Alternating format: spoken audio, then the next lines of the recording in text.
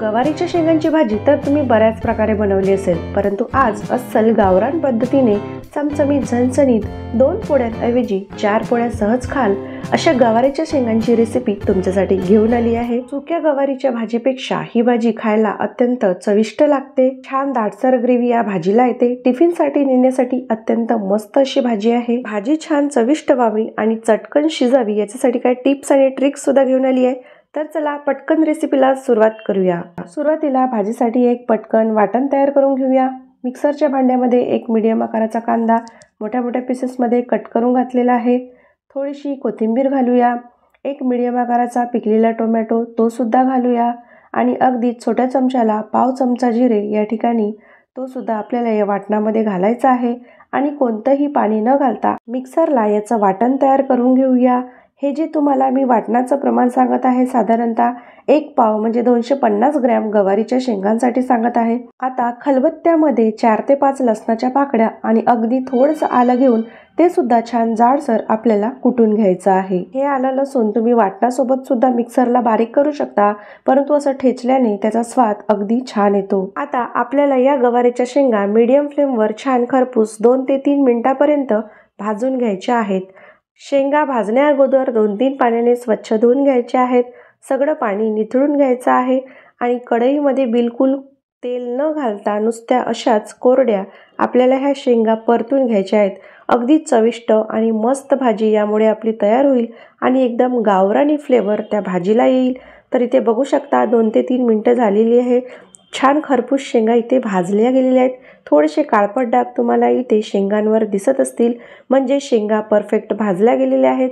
आता एका ताटलीमध्ये काढून घेऊया आणि याच कढईमध्ये आता आपल्याला भाजीची फोडणी करून घ्यायची आहे। अशा शेंगा भाजून घेतल्याने एकतर त्याच्यातला स्वादही कायम राहतो आणि भाजी अशी पटकन शिजते आणि चविष्ट बनून तयार होते। कढईमध्ये तुम्हाला तुमच्या आवडीनुसार तेल घालायचं आहे। आता आपण इथे ग्रेव्हीयुक्त भाजी बनवत असल्याने तेलाचं प्रमाण थोडंसं जास्तच ठेवायचं आहे। आता तेल चांगलं गरम झालं की पहिल्यांदा कुटलेलं आलं आणि लसणाची पेस्ट घालायची। लगेचच यामध्ये तयार करून ठेवलेलं वाटण घालायचं आहे। वाटण तेलामध्ये छान तेल सुटेपर्यंत परतून घ्यायचं आहे।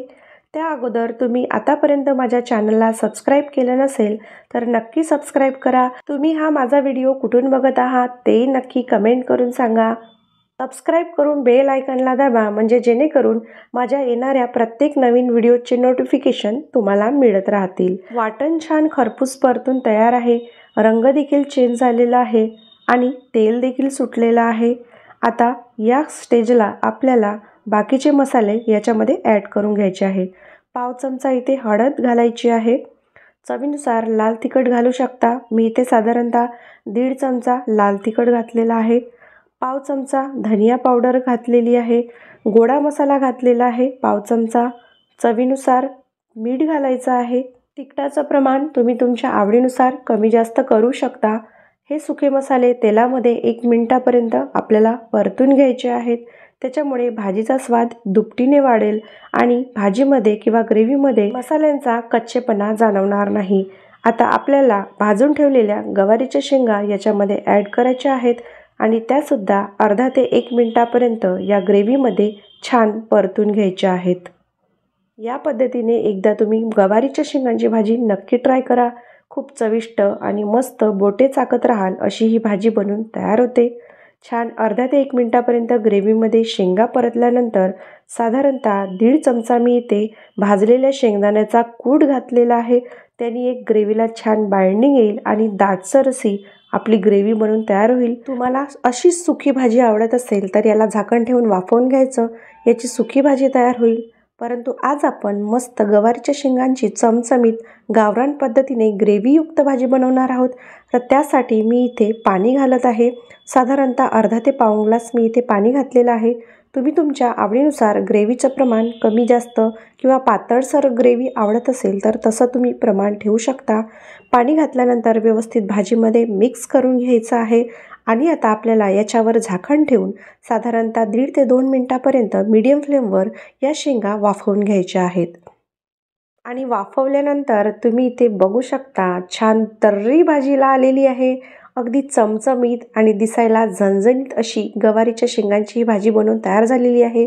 जेव्हा पाणी घातलं तेव्हा ते पातळसर दिसत होतं, पण आता बघू शकता वाफवल्यानंतर छान दाटसर ग्रेव्ही ही तयार झालेली आहे.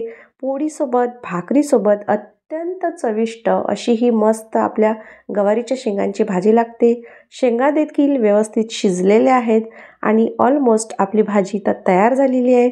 कोथिंबीर घालून छान गार्निश करूया.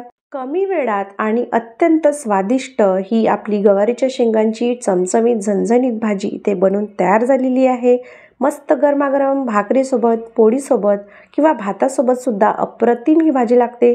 अतिशय छान दाटसर अशी ही ग्रेव्ही आलेली आहे.